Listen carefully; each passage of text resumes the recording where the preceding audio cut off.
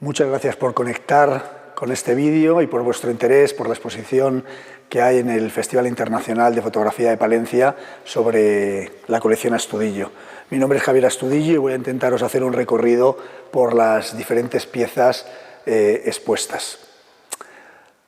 Primeramente, me gustaría agradecer el apoyo recibido tanto en la exposición como en el festival por parte de la Comunidad Autónoma de Castilla y León, el Ayuntamiento de la ciudad de Palencia y, en mi caso, naturalmente por el Museo de Palencia, que ha alojado la colección Astudillo en esta ocasión.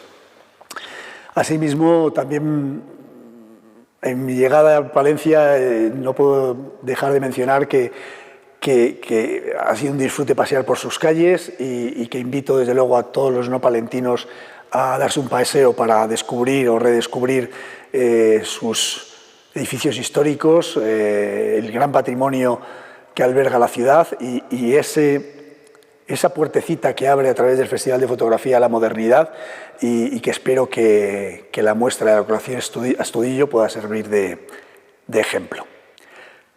La primera pieza que vamos a comentar es quizá una de las grandes obras maestras que se pueden disfrutar dentro de la exposición que ha comisariado sensacionalmente María Millán. Se trata del retrato solarizado de Lee Miller. Es una fotografía clásica, podríamos decir incluso icónica, una obra maestra de un gran maestro de la fotografía como era Man Ray. Man Ray, cuando realiza esta fotografía a finales de 1929, principios de 1930, ya está reconocido como uno de los grandes maestros de la fotografía y, más concretamente, uno de los grandes maestros del arte y la fotografía surrealista. Y esta pieza en concreto, el retrato solarizado de su asistente, modelo y amante Lee Miller, es una obra maestra, entre otros motivos por ese adjetivo que utiliza en el título de solarizado. La solarización es un descubrimiento que un poco por casualidad ocurre en el taller de Man Ray cuando están revelando unas fotografías, el matrimonio o la pareja Man Ray y Lee Miller, y un ratón pasa por los pies de Lee Miller. Esta da un brinco y un grito, enciende las luces del laboratorio, que en un laboratorio fotográfico tienen que estar apagadas, y, entre comillas, estropea la pieza. Estropea la pieza quiere decir que se vela la pieza. Sin embargo, Man Ray se levanta, apaga la luz e intenta salvar esa pieza. Se da cuenta que en ese proceso de encender la luz y volverla a apagar, se ha producido un extraño efecto, una especie de velo dentro de la fotografía que acentúa los perfiles de la persona retratada y, pues como decíamos, genera un efecto especial que él pasa a llamar solarización y que, al tener ese aire misterioso, pasa a ser adoptada por buena parte de los fotógrafos. Otra de las características de esta fotografía es el personaje retratado. Se trata de Lee Miller, una modelo de moda prestigiosa en Estados Unidos que se desplaza a París para trabajar con Man Ray y aprender fotografía. Quiere ser algo más que una cara bonita, que desde luego lo era, y quiere convertirse en un artista. Ya está de alguna forma prefigurando lo que va a ocurrir con la mujer moderna a principios de siglo.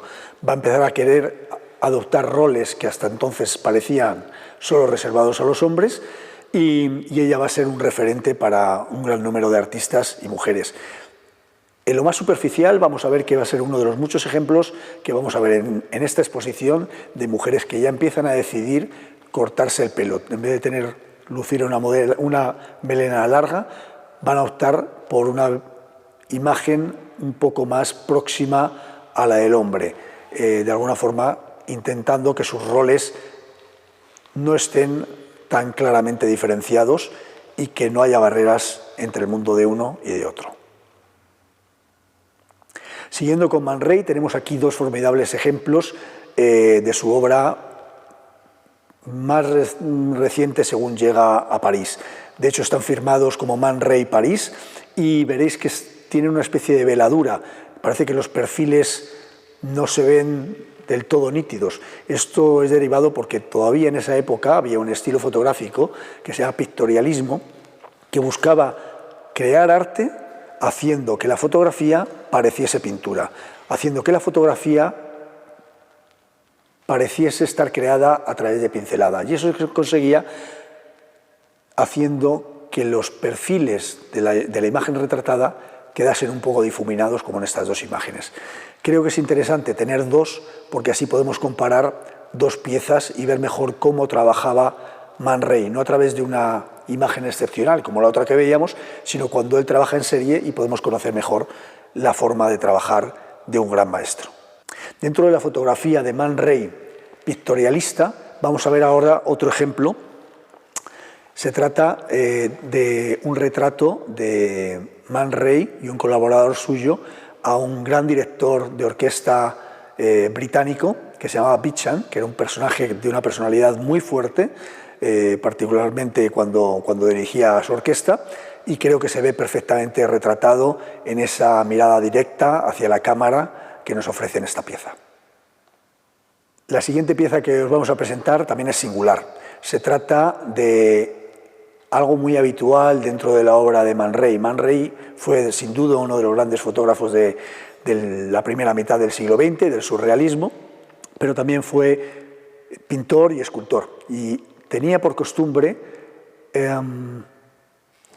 documentar las piezas de pintura y escultura que hacía a través de la cámara. Entonces, esto es un buen ejemplo. Aquí lo que hace es una fotografía de un cuadro suyo para tener documentado cómo era. Y en este caso es especialmente relevante porque a posteriori, después de haber realizado esta fotografía, Man Ray va a decidir modificar el cuadro y repintar la esquina superior derecha con óleo negro.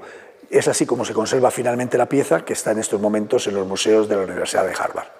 Si hemos hablado previamente de Lee Miller, que había sido amante, modelo, asistente y aprendiz de Man Ray, aquí vamos a ver otro ejemplo. Se trata de Berenice Abbott.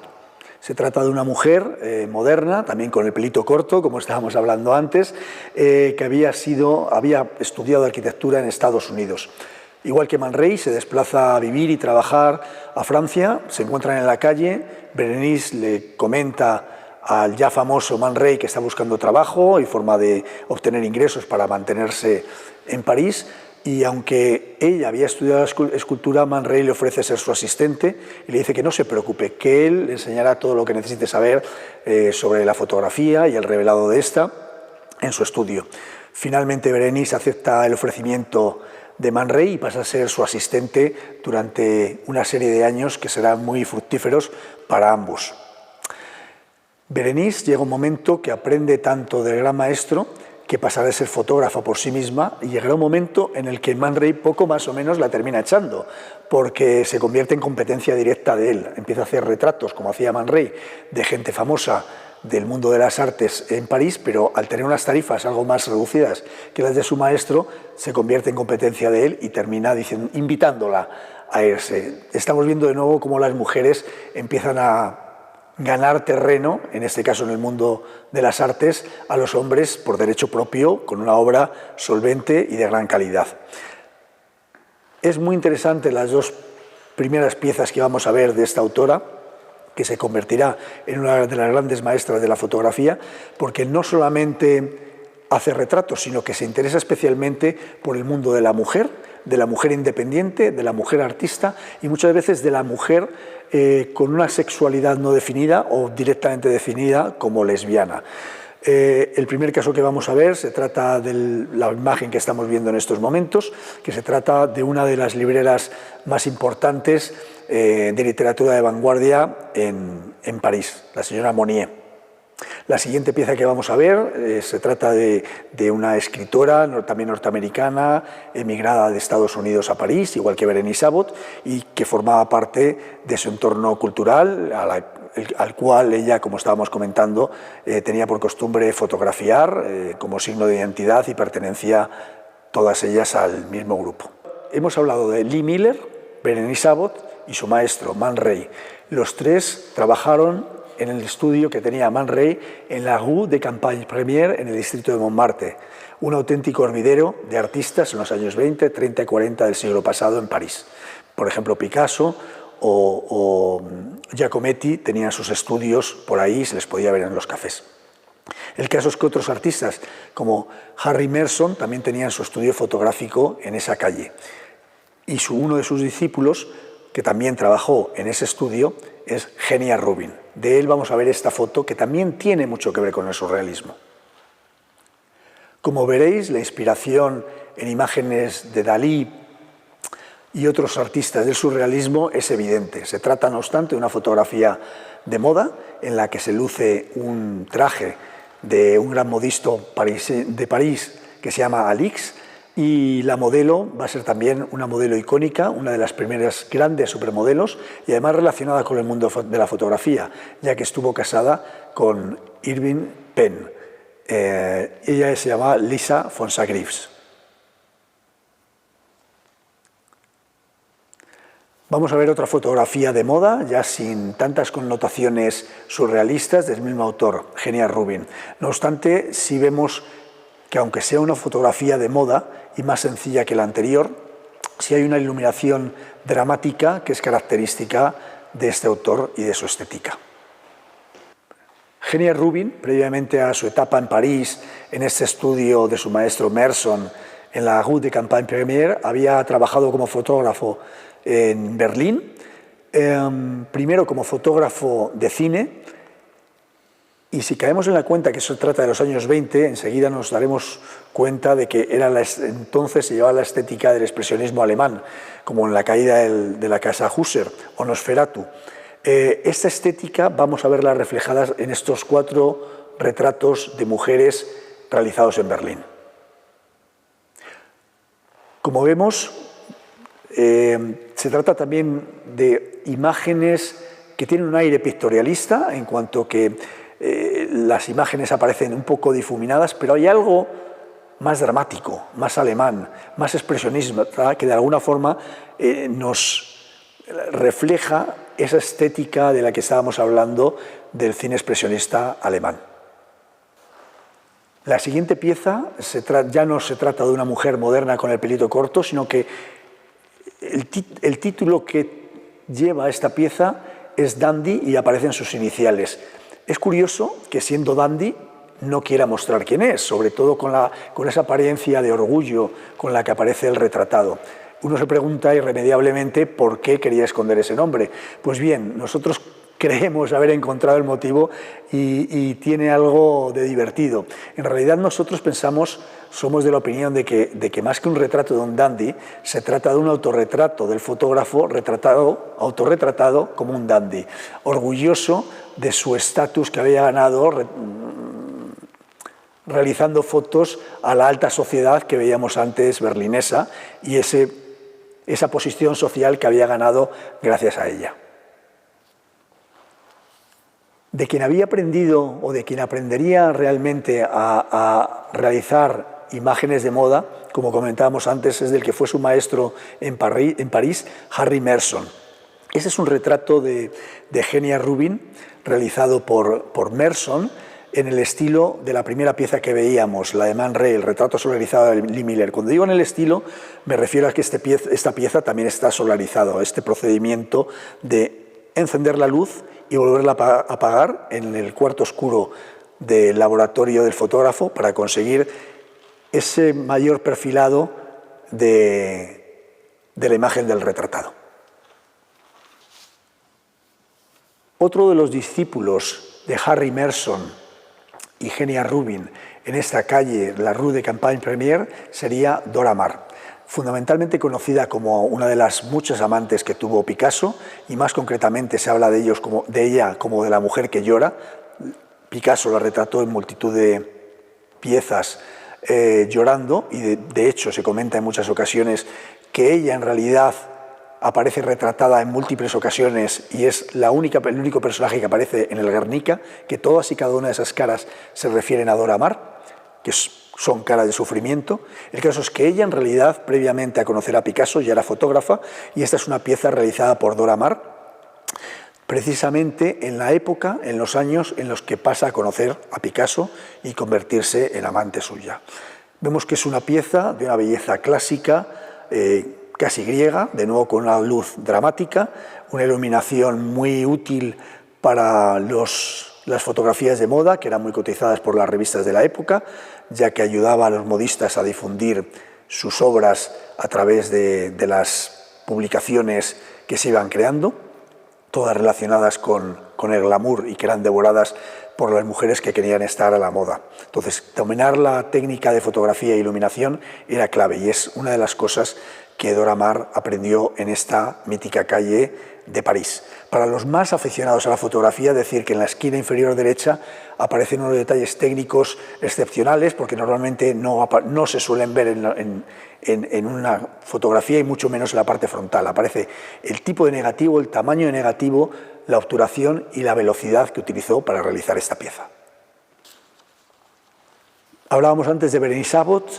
Man Ray descubrió a Bérénice Abbot, otro de los inquilinos de esta calle de París.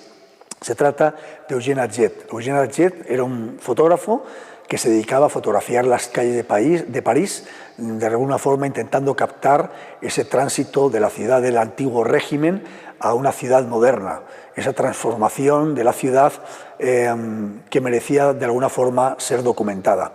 Man Ray vio signos de genialidad en la obra de Eugène Atget y la defendió intentando y consiguiendo que se publicase su obra en revistas no de documentación de la ciudad o de arquitectura, sino en revistas del surrealismo. De hecho, va a ser uno de las personas que van a conseguir que Eugène Atget se convierta en el padre de la fotografía moderna. Y fue Man Ray quien introdujo a su discípula Bérénice Abbot en el arte de Eugène Atget. Abbot quedó fascinada por la obra de Atget y tanto fue así que cuando regresa a Estados Unidos, habiendo fallecido Atget, se adquiere buena parte de las fotografías que quedan a raíz de su fallecimiento y también parte de los negativos que habían quedado en su estudio. Se los lleva a Estados Unidos y va a intentar promover en su país la importancia dentro de la historia del arte y de la fotografía de Eugène Atget. Por fin conseguirá el reconocimiento merecido y buena parte de esas piezas que en los fondos de museos como el Museo de Arte Moderno de Nueva York. Una de las personas, curiosamente, que ayudó a Bérénice Abbot a defender el valor de la fotografía de Eugène Atget en Estados Unidos fue Jacqueline Kennedy, que aunque todos la conocemos sin duda como esposa de Kennedy, además era una gran periodista y fotoperiodista. Tenía su propia columna en un periódico estadounidense y ella realizaba sus propias fotografías para ilustrar estos reportajes y como aficionada a la fotografía que era, apoyó muchísimo para conseguir que se publicasen los primeros libros de Eugène Atget en Estados Unidos. Si esta foto que acabamos de ver de Eugène Atget nos muestra esa faceta de este fotógrafo parisino retratando la transformación de la ciudad en París, lo que va a hacer Bérénice Abbot es replicar conceptualmente lo que hizo Atget en Nueva York, pero con una ciudad dramáticamente diferente. Si en París estamos hablando de la ciudad europea, Nueva York, sin duda, y sobre todo en los años 30, se va a convertir en el icono, el referente de la modernidad, sobre todo a través de sus rascacielos. Y vamos a ver varios ejemplos de esa faceta de Bérénice Abbot retratando esa ciudad de Nueva York, transformándose, creándose esas grandes esculturas de acero y hormigón que son los rascacielos. Y hablando de rascacielos, uno de los más icónicos de Nueva York, y sigue en pie, es la plancha, el Flatiron, ese maravilloso rascacielos con forma triangular, a raíz de la cual le llaman la plancha, porque tiene la misma forma que la planta de ese utensilio doméstico que todos conocemos. Ahora vamos a ver dos imágenes parecidas y muy simbólicas. Se trata de dos imágenes disparadas por Bérénice Abbot desde los muelles de Nueva York, en los cuales se ven los mástiles de barcos y detrás de ellos esos rascacielos a los que hacíamos referencia de la gran ciudad en la que se está convirtiendo Nueva York. De alguna forma vemos ese pasado portuario de Nueva York y ese presente y futuro de la gran capital del mundo en la que se va a convertir Nueva York, perfectamente retratados por Bérénice Abbot. Si veíamos antes una imagen tomada desde abajo o hacia arriba del Flatiron, ahora vamos a ver lo inverso, un contrapicado de una iglesia de Nueva York, de nuevo utilizando las técnicas de las vanguardias del este de Europa y fundamentalmente el constructivismo soviético, de las cuales ella se había empapado durante su estancia en París, en la cual no solamente se había sensibilizado al dadaísmo o al surrealismo, sino, como decimos, también a las grandes tendencias del este de Europa.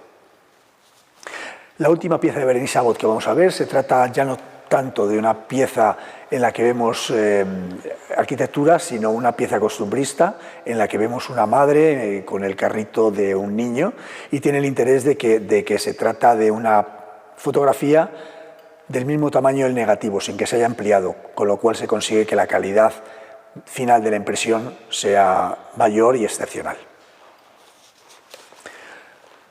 Otro de los grandes fotógrafos en el primer cuarto del siglo XX en Nueva York es también otro emigrante. Se trata de Arnold Genthe, el fotógrafo seguramente más importante de la clase adinerada en Nueva York, el fotógrafo elegido por Rockefeller o Lagarbo para ser retratados para sus imágenes, para mostrar la imagen que ellos querían dar de sí mismos.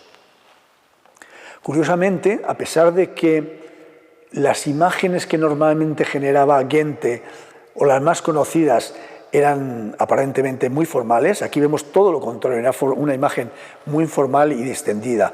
Dos mujeres de nuevo modernas, heterosexuales, pero sin embargo vemos una mirada de complicidad entre ellas que nos hace adivinar que quizá había algo más entre ellas.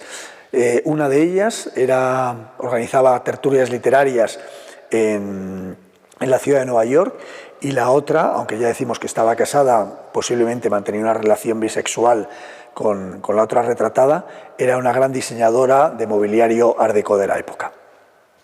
Ahora vamos a pasar a ver imágenes y hablar un poco de otro de los grandes fotógrafos de la época, Edward Steichen. Precisamente en esta primera imagen está retratando a su gran maestro, Stieglitz, con el cual formó sociedad para crear Camera Work, que era una de las revistas de fotografía de vanguardia, o algún par de galerías de arte donde se mostró tanto fotografía como arte moderno en dicha época. Todavía vemos aquí un cierto aire pictorialista que tanto caracterizó la primera obra tanto de Steichen como de su maestro, el retratado Stieglitz. Pero ya empezamos a ver un cierto aire de modernidad y que vamos a poder ver en otras piezas que vamos a ver. La primera pieza que vamos a ver todavía tiene un aire pictorialista. Se trata de una pieza no hecha en Nueva York, sino en París, en el taller de Brancusi, y es precisamente el escultor rumano el que aparece retratado, rodeado de algunas de sus piezas más famosas. Como comentábamos, en muchas ocasiones los fotógrafos eran contratados para realizar imágenes, para promocionar tanto ricos como famosos o artistas, y particularmente eran muy demandados por actores y actrices de Hollywood. Es el caso que tenemos aquí con uno de los grandes iconos del cine. Tras Greta Garbo vamos a ver otro nombre no menos famoso, como es el de Gary Cooper, con esta pose de galán tan característica de él. Pero no solamente retrataba famosos, aquí vamos a ver otro retrato más intimista, de Carl Sandburg, que se trata no de alguien famoso, pero sí de un muy reconocido poeta que llegó a ganar el premio Pulitzer hasta en 4 ocasiones y que colaboró en también múltiples ocasiones con Edward Steichen, con quien de facto realmente también le unía una relación, aparte de cultural y de amistad, familiar, ya que Sandburg se había casado con la hermana de Steichen. Pero no solamente trabajaban por encargo los fotógrafos, también realizaban obra propia por razones puramente estéticas, y este es un caso realmente prodigioso. Se trata de un exquisito desnudo de una mujer que no puedo decir más que es una auténtica delicia para la vista y para todos los aficionados de la fotografía.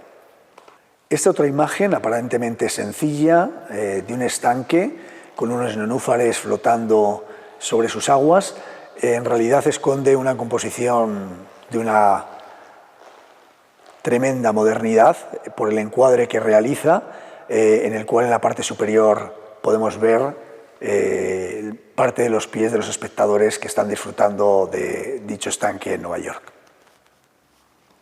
Y hablando de la ciudad de los rascacielos, de nuevo, otra de las imágenes de estas grandes moles arquitectónicas, pero es muy interesante este encuadre que nos ofrece el gran maestro Steichen, enfocando simplemente a un pequeño detalle de los rascacielos, de cuyas dimensiones solamente intuimos cuáles son las reales. Si el realismo en ese detalle era lo que caracterizaba el anterior ejemplo, en la siguiente pieza parece que hace volar su imaginación con este fotomontaje de dos imágenes, también de dos rascacielos. Quizá la influencia de los ismos de la época, y más concretamente del cubismo, es la que le lleva a componer esta fotografía a través de dos negativos y crear este conflicto de imágenes que él resuelve a la perfección. Hablando de fotomontajes y rascacielos, vamos a mostrar la obra de Barbara Morgan, una mujer vanguardista, de las pioneras en generar fotomontajes en Estados Unidos y pionera también en la fotografía de la danza.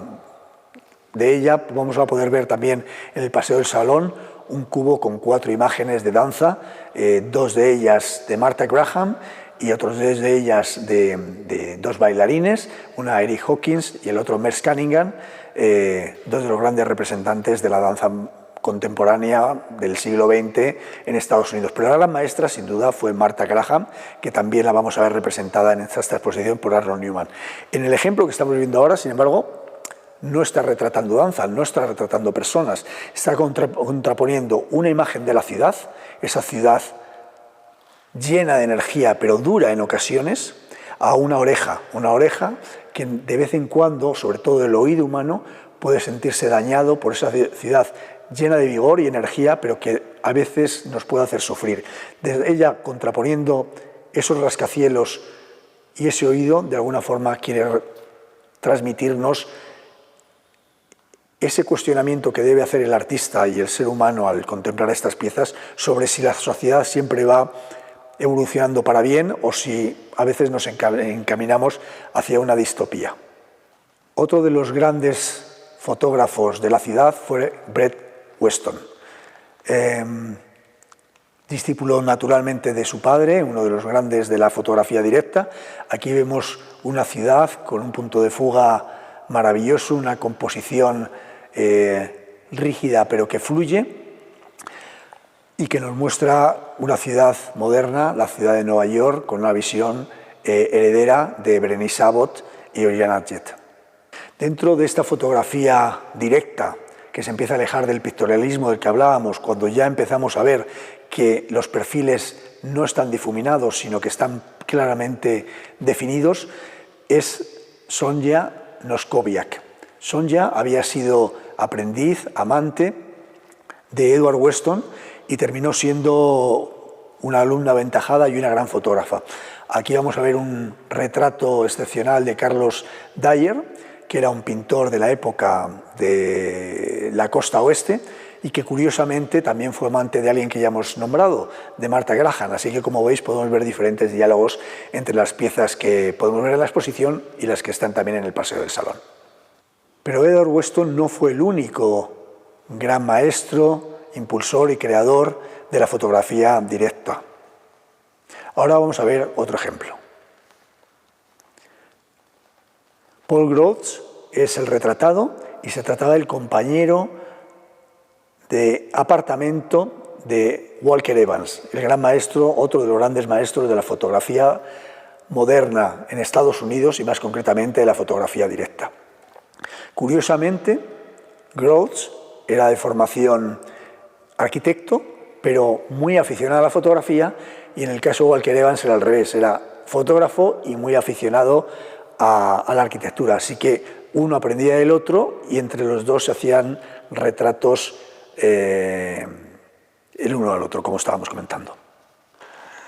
El barón Hoyningen-Huene, como estábamos comentando, cuando llegó a Estados Unidos, enseguida su fama le precedía y fue contratado por muchísimas revistas de moda y algunos artistas, como es este caso de Igor Stravinsky, para realizar retratos que de alguna forma le representase y para ser utilizado pues, para programas de conciertos, para ser publicados en revistas, etc. Al igual que músicos como Stravinsky, aquí vamos a ver cómo también va a retratar actores y actrices como hacía Steichen. En este caso vamos a ver un fantástico y relajado retrato de Katharine Hepburn.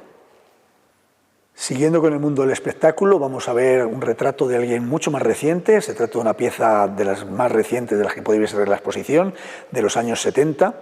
El retratado es el gran maestro del teatro posmodernista, Robert Wilson, creador, junto a Philip Glass, de la ópera Einstein on the Beach, y aquí está retratado con otra pieza que también hizo con Lucinda Childs, la coreógrafa de Einstein on the Beach. Él está sentado con un aire que nos recuerda a la estética Art Deco sobre un diván, una chaise longue diseñada por el propio Robert Wilson, y como decíamos, con una iluminación muy dramática y una estética tanto por el peinado como por la vestimenta que nos recuerda al Art Deco. Comentar que Horst P. Horst fue discípulo de Hoyningen Huene, además de modelo y aprendiz de él. Hemos hablado mucho de la primera mitad del siglo XX en Estados Unidos y en Francia. ¿Qué estaba pasando en España? Una España no tan poderosa económicamente y todo ello influía naturalmente en la incapacidad para acercarnos a las vanguardias, tanto como se había hecho tanto en París como en Nueva York. No obstante, sí hubo grandes fotógrafos en nuestro país, y este es el caso de Alfonso, una saga de fotógrafos en la cual el más destacado fue Alfonso Sánchez Portela, del cual tenemos 3 ejemplos de fotografías que además proceden, estas 3 piezas, de la colección personal de él, tanto la fotografía como el passepartout que las rodea. Veremos que 2 de las piezas, además, tienen la peculiaridad de haber decidido el autor de una manera muy moderna, quizá no tan vanguardista como otras piezas como lo estábamos viendo, pero sí con una intencionalidad moderna y artística de enfocar, como decíamos, en las manos de la persona retratada. Las primeras son las manos de Azorín. Estas otras, sin embargo, también es una persona de letras, pero se trataba de un rapsoda, de alguien que se dedicaba a recitar poesía. La última pieza que vamos a ver de Alfonso se trata de un retrato magnífico de Miguel de Unamuno, que hemos elegido las comisarias junto conmigo, entre otros, aparte de por razones plásticas y de calidad fotográfica, por la vinculación con la Comunidad Autónoma de Castilla y León. Vamos a hablar ahora un poco de la Escuela de Chicago. Muchos de los emigrantes modernistas que huyeron de la Segunda Guerra con motivo de la Segunda Guerra Mundial de Europa, se afincaron en Estados Unidos, algunos en Nueva York, otros en California, y en el caso concreto de Laszlo Moholy-Nagy lo hizo en Chicago, donde creó una gran escuela de fotografía. Allí fueron a aprender, a través de sus enseñanzas y de su influencia, fotógrafos como Harry Callaghan o Aaron Siskin. Vamos a ver primero una pieza de Harry Callaghan. Se trata de una doble exposición en la que aparece retratada su mujer, quizá la persona que más retrató durante su vida fotográfica, y de alguna forma reflejo de ese enamoramiento que él sentía hacia su pareja. Otro de los grandes maestros de Laszlo Moholy-Nagy, con sensibilidad similar, es Aaron Siskin, del cual tenemos varias piezas en la exposición. Yo me gustaría resaltar varios aspectos de él. Como vais a poder ver en estas imágenes,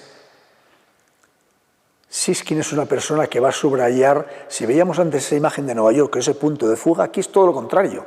Él va a subrayar la bidimensionalidad del papel fotográfico. De alguna forma, las imágenes que vemos parecen manchas de óleo sobre un lienzo en blanco. Y de hecho, él se va a convertir en el único fotógrafo que va a exponer, junto a los expresionistas abstractos de los años 40 y 50, en las mismas galerías que ellos. El único no pintor, el único fotógrafo que expone junto a estos grandes maestros de la pintura del siglo XX. Ya en los años 30, esta cabeza de niño, a pesar del carácter documental, vemos que por su encuadre tan próximo, por esa composición, esa diagonal, el ensimismamiento que vemos en la mirada, ya hay algo extremadamente moderno en la obra de Aaron Siskin. Él no solamente trabajó junto con los grandes maestros del expresionismo abstracto, sino que también impartió enseñanzas en un sitio legendario como es el Black Mountain College. Y esto es interesante porque ahí, entre sus discípulos, estuvo Aaron Siskin. Fue ahí donde conoció a Harry Callaghan, del cual sería amigo, y estarían impartiendo clases en diferentes universidades en todo Estados Unidos, y dejaría una gran huella en la estética de Rauschenberg o Cy Twombly.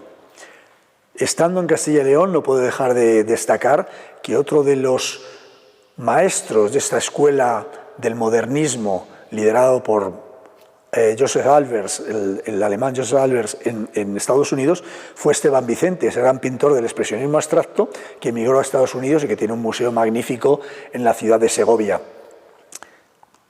Quiero decir, hay una conexión dentro del discurso expositivo que tenemos aquí con Aaron Siskin y Harry Callaghan, que conecta con el expresionismo abstracto, con el Black Mountain College y, por ende, con Esteban Vicente y su obra.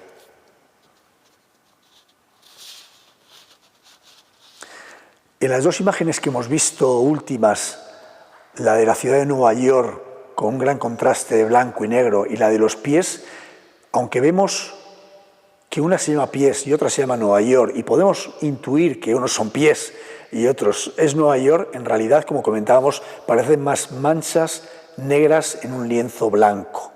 De nuevo, ¿qué se estaba haciendo en esa época en España? Pues algo muy parecido. Tenemos al gran maestro de la fotografía de la segunda mitad del siglo XX, que es Ramón Massats, con su pieza más icónica representado en esta exposición. Naturalmente que identificamos a este cura con su sotana, haciendo esta magnífica parada frente a ese peligrosísimo chut en plena partida de fútbol.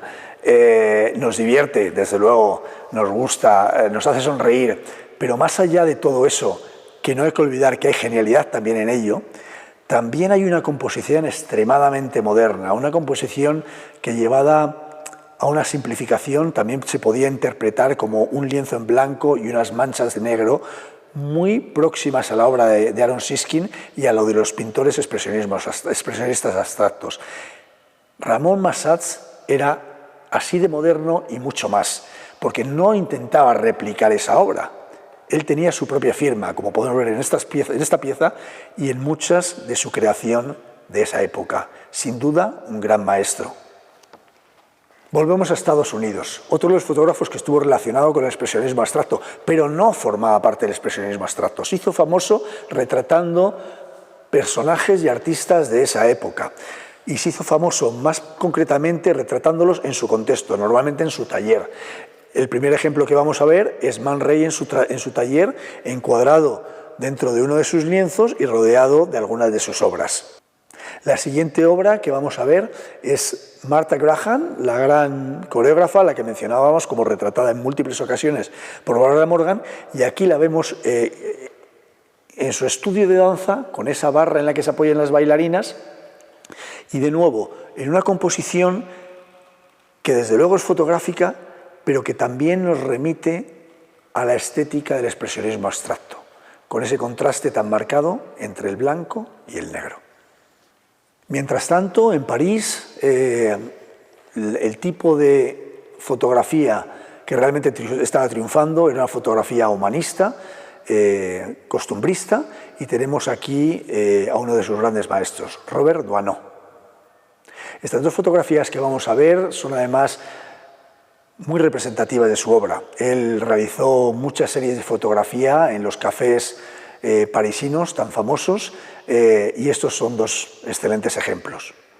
En uno de ellos vemos a un bigotudo responsable de un café pendiente de sus clientes, y en otra de ellas vemos dos de estos clientes, una pareja, retratados sentados en su mesa mientras están consumiendo.